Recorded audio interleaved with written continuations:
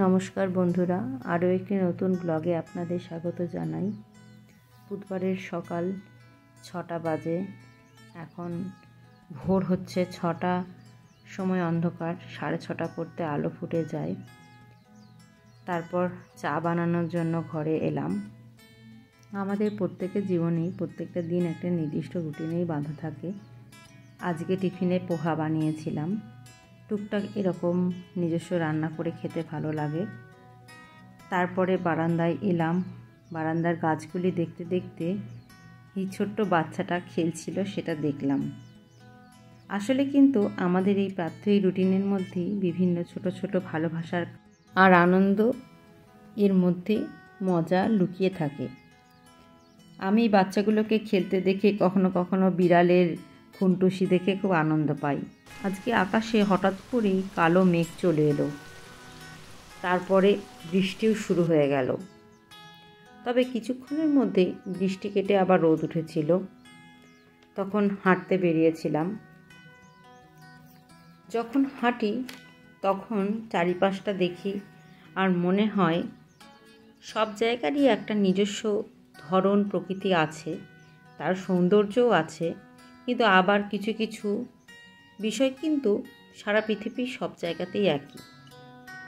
এখানেও যেরকম জীবনধারার যে প্রকৃতি সেটা হয়তো আলাদা, খাদ্যাভ্যাস আলাদা, কিন্তু কিছু কিছু যে আমাদের ফ্যামিলির মধ্যে যে ধরনের বন্ডিং থাকে বা যে ধরনের কাজ আমরা কাজের দিনে উইকডেজে যা করি, উইকেন্ডে যেরকম আনন্দ করি, ফাঁকা সময় পেলে ঘুরতে যাওয়া, এগুলো তো আমাদেরও হয়। বা কোনো উৎসবে আনন্দ করা, আমরা যেরকম পুজো মেলা এইসবে আনন্দ পাই, এখানেও মানুষ ফেস্ট বা তাদের যে যে উৎসবগুলো আছে, থ্যাঙ্কসগিভিং থেকে শুরু করে ক্রিসমাস, সেগুলোতে আনন্দ পায়।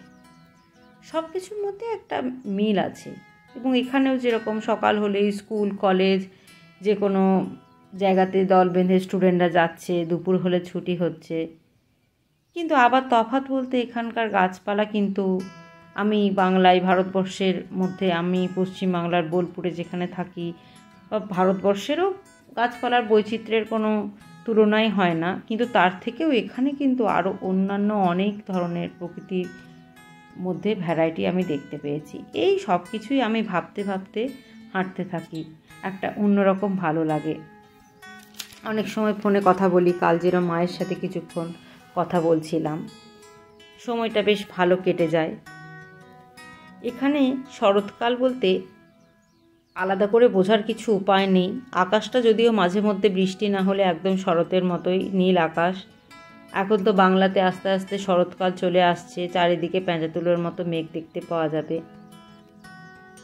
তবে গরমও পড়ছে মাঝে মাঝে, শুনছিলাম আমি।